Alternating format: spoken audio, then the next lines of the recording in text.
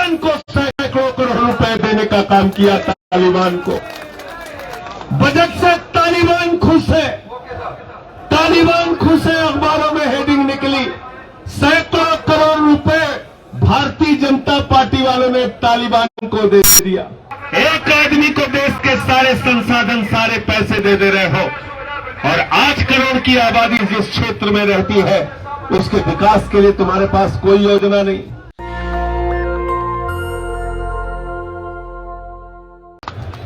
साथियों और दोस्तों, अभी जब ये ज्ञापन में पढ़ रहा था तो काफी विस्तार से रघु जी ने लिखा हुआ है सर्वदलीय संघर्ष मोर्चा के इस ज्ञापन में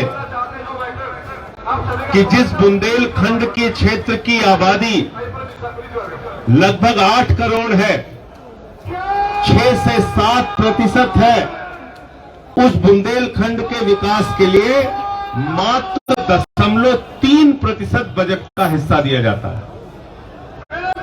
बुंदेलखंड के विकास की बहुत चर्चा होती है, वहां गरीबी है, भुखमरी है, पलायन है, इस बात की बड़ी चर्चा होती है। पीने की पानी की समस्या है, संकट है, इस बात की भी चर्चा होती है।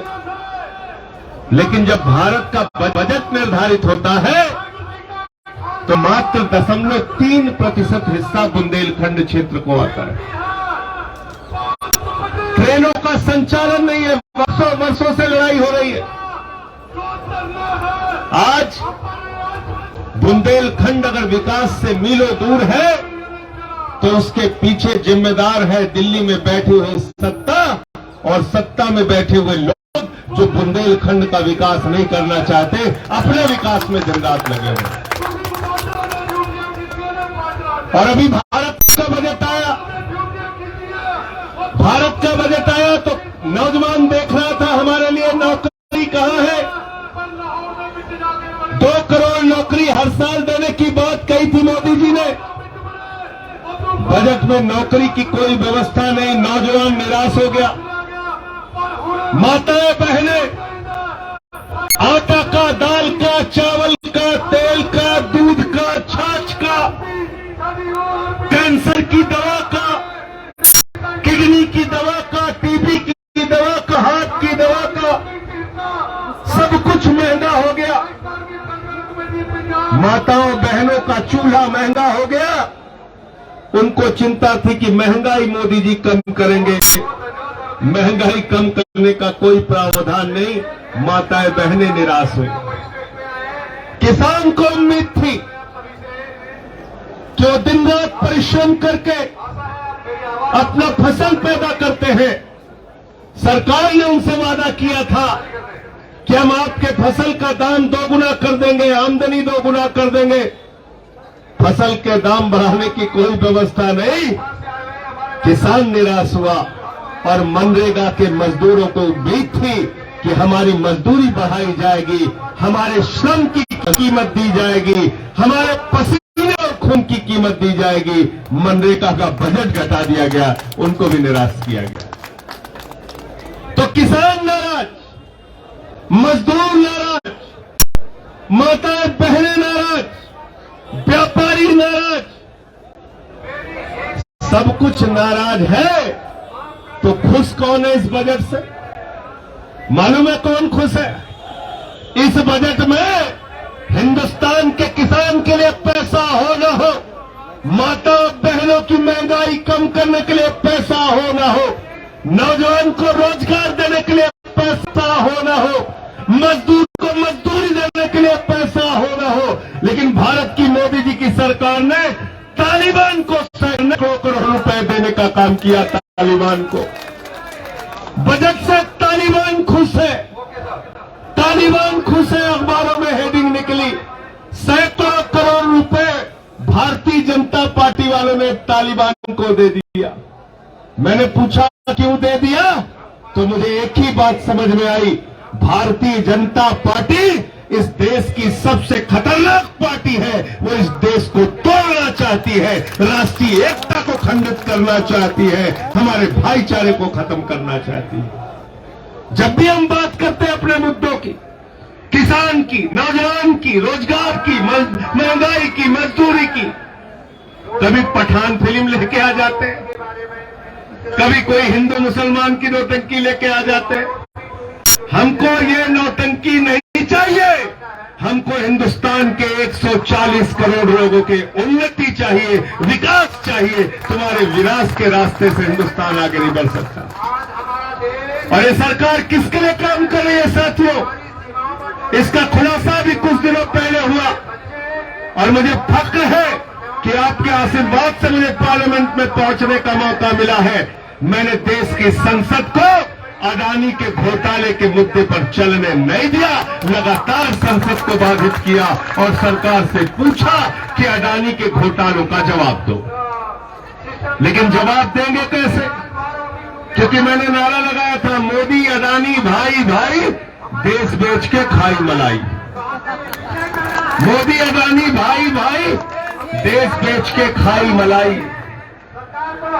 मनरेगा के मजदूर के लिए पैसा नहीं है, महंगाई कम करने के लिए पैसा नहीं है, किसान के फसल के दाम के लिए पैसा नहीं है। नौजवान को 4 साल का अग्निवीर बना रहे हो, 17 साल में सैनिक बन जाओ, 21 साल में पूर्व सैनिक बन के बेरोजगार घूमो। लेकिन सारा पैसा गया कहां? सारा पैसा कहां गया मालूम है आपको? सारा पैसा गया मोदी जी के मित्रों के पास। मित्रों कितना पैसा गया मालूम है आपको? कितना पैसा गया? अकेले अडानी को नरेंद्र मोदी जी ने 2.5 लाख करोड़ रुपए का कर्जा दिया है। 2.5 लाख करोड़। जीरो लगाते लगाते थक जाओगे, इतना पैसा दिया। 2.5 लाख रुपए का अगर लोन श्याम सुंदर जी यादव को लेना हो तो इनकी चप्पल घिस जाएगी, पसीने से तरबतर हो जाएंगे। 2.5 लाख का कर्जा नहीं मिलेगा। एक किसान को अपने खेत के लिए 2.5 लाख चाहिए, कर्जा नहीं मिलेगा। अपने बच्चे की पढ़ाई के लिए 2.5 लाख चाहिए, कर्जा नहीं मिलेगा। लेकिन वारे नरेंद्र मोदी जी, अपने मित्र अडानी को तुमने 2.5 लाख करोड़ का कर्जा दिया। और सिर्फ 2.5 लाख करोड़ का कर्जा नहीं दिया, पाताल में चले जाओ तो कोयला, गैस और आयरन और दे दिया। जमीन पे आ जाओ तो बिजली दे दिया, पानी दे दिया, सड़क दे दिया, स्टील दे दिया, सीमेंट दे दिया। समुद्र में चले जाओ तो सी पोर्ट दे दिया और आकाश में चले जाओ तो एयरपोर्ट से लेके हवाई जहाज दे दिया, आकाश से लेके पाताल तक दे। नरेंद्र मोदी ने सब कुछ अडानी को दे दिया, सब कुछ अडानी को दे दिया। और जब व्यापार में घाटा होने लगा तो मालूम है कितने का कर्जा माफ किया? 84,000 करोड़। श्याम सुंदर जी कह रहे 84,000 रुपया नहीं, 84,000 करोड़। जीरो लगाते लगाते थक जाएंगे, इतना कर्जा माफ किया। एक व्यक्ति को आकाश से लेकर पाताल तक सब कुछ दे दिया। 2.5 लाख करोड़ का बैंक का कर्जा दे दिया, 84,000 करोड़ का कर्जा माफ कर दिया और उसको दुनिया का 2 नंबरी अमीर बना दिया। 2 नंबरी अमीर, 2 नंबरी अमीर। और जब टैक्स देने वालों की सूची में उसका नाम आया तो हिंदुस्तान के टॉप 15 टैक्स पेयर में, यानी कि 15 सबसे बड़े करदाताओं की सूची में अडानी का नाम नहीं था। बताओ, इतने बड़े घोटालेबाज की जांच होनी चाहिए कि नहीं होनी चाहिए? होनी चाहिए कि नहीं होनी चाहिए? यही मुद्दा मैं संसद में उठा रहा था। और उसका घोटाला क्या है मालूम है आपको? क्या है घोटाला पता है? उसका भाई है विनोद अडानी, जो विदेश की नागरिकता ले चुका है। उसने मॉरिशस में 6 कंपनी खोली, एक ही पते पे, एक पते पे 6 कंपनी खोली। साधारण भाषा में समझो, मॉरिशस जैसे छोटे से देश में एक पते पर 6 कंपनी खोली। 6 कंपनी का डायरेक्टर एक, सेक्रेटरी एक। उस 6 कंपनी की आमदनी का जरिया क्या है पता नहीं, और उस 6 कंपनी के माध्यम से भारत की अडानी की कंपनियों में आया 42,000 करोड़ रुपया। कितना आया? कितना आया? कितना आया? 42,000 करोड़ रुपए। बताओ बुंदेलखंड का विकास कैसे होगा? सारा माल तो मोदी जी अडानी को सप्लाई कर रहे हैं, आपका विकास कैसे होगा जरा बताओ। और अगर ये सुनकर भी हमें नौजवानों को गुस्सा नहीं आता, मजदूरों को गुस्सा नहीं आता, माताओं बहनों को गुस्सा नहीं आता, मजदूर भाइयों को गुस्सा नहीं आता, तो बिल्कुल मोदी को राज करने का हक है।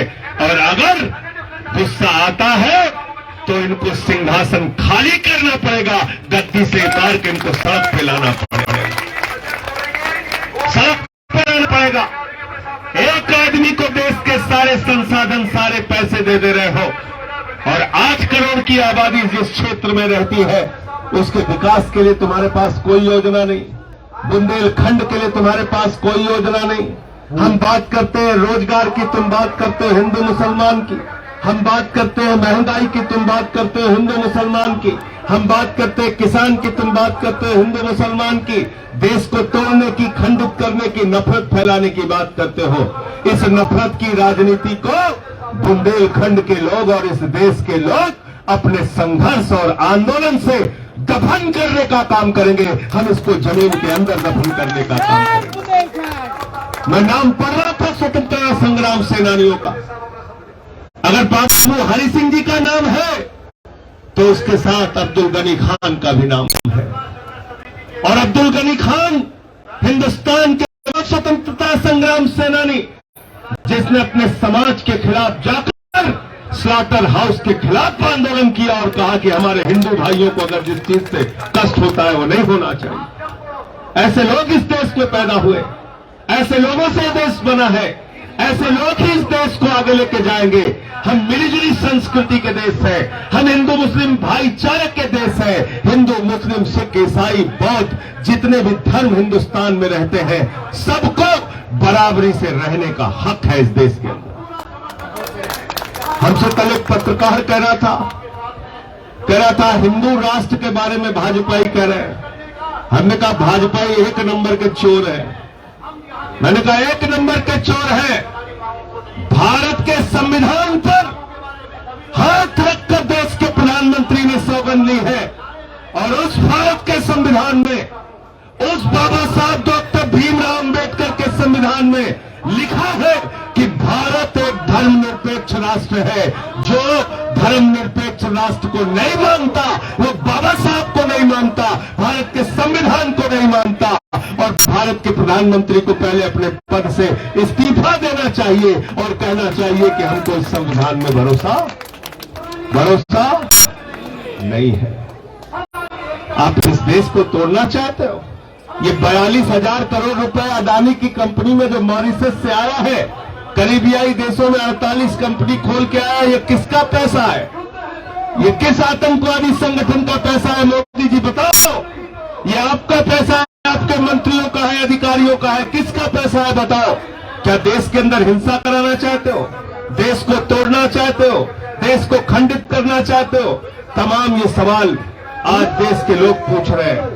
कल को आप हिंदू राष्ट्र की बात करोगे, कोई राष्ट्र की बात करेगा, कोई राष्ट्र की बात करेगा। ये राष्ट्र 140 करोड़ लोगों से मिलकर बना है, याद रखना मोदी जी। और इस राष्ट्र की ओर जो भी तिरछी निगाह करने की कोशिश करेगा, हम सब मिलकर उसको पराजित करने का काम करेंगे। भारत एक है और भारत के संविधान से चलेगा। साथियों और दोस्तों, आज ये बुंदेलखंड का जो विषय है, जब आदरणीय रघु जी का आदेश होता है पार्लियामेंट में, मैंने उठाया है। कई नेताओं से, मंत्रियों से मिलकर उनको समय समय पे ज्ञापन भी दिया है, आवाज उठाई है। आगे भी आपकी लड़ाई में चाहे सागर आना होगा, चाहे ललितपुर आना होगा, चाहे बुंदेलखंड के जिस क्षेत्र में भी आप बुलाएंगे, एक कार्यकर्ता के रूप में, रघु जी के एक सिपाही के रूप में आपके बीच में हाजिर रहूंगा। और जिस देश की संसद में आपने भेजा है वहां तो वैसे ही भाजपाई हमसे परेशान रहते हैं। आपका जो भी मुद्दा होगा पूरी दमदारी और मजबूती के साथ उसको उठाने का काम करूंगा। भारत के राजनीति की सबसे कायर कौम है, इनसे डरना मत। मैं तो कहता हूं सिपाहियों को कि तुम बंदर घुड़की करते हो, बंदर की तरह खो खो खो खो, और एक पैर मारे जरा तो तुरंत भागते हैं बंदर। तो इसलिए इनसे होशियार रहिए, इनसे होशियार रहिए। वो हमारे यहाँ बरेली में ममीरे का सुरमा मिलता है, उसमें लिखा रहता है नक्कालों से, नक्कालों से। तो भारतीय राजनीति के भाजपाई ऐसे नक्कालन से सावधान रहना भैया। जब ये हिंदू मुसलमान की बात करें समझ लो तुम्हारी जेब काट रहे हैं, बस ऐसे जेब देख लेना तार से। जैसे हिंदू मुसलमान शुरू करे तुरंत जेब देखो, महंगाई बढ़ने वाली है शायद। जैसे हिंदू मुसलमान शुरू करे सोच लो रोजगार बेरोजगारी बढ़ने वाली है देश में।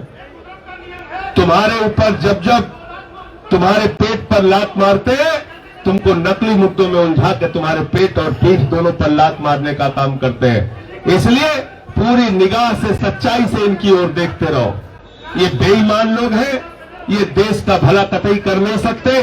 बुंदेलखंड के इस मुद्दे को आज जंतर मंतर की धरती पर आदरणीय रघु ठाकुर जी के नेतृत्व में हम लोगों ने उठाने का काम किया है। नेशनल दस्तक की आपसे गुजारिश है कि अगर इसको बचाना चाहते हैं तो नेशनल दस्तक को सब्सक्राइब करने के लिए रेड कलर के सब्सक्राइब बटन को दबाएं, फिर बेल आइकन की घंटी दबाएं। नेशनल दस्तक को बचाने के लिए बहुत जरूरी है कि हर खबर को शेयर करें, लाइक करें, कमेंट जरूर करें।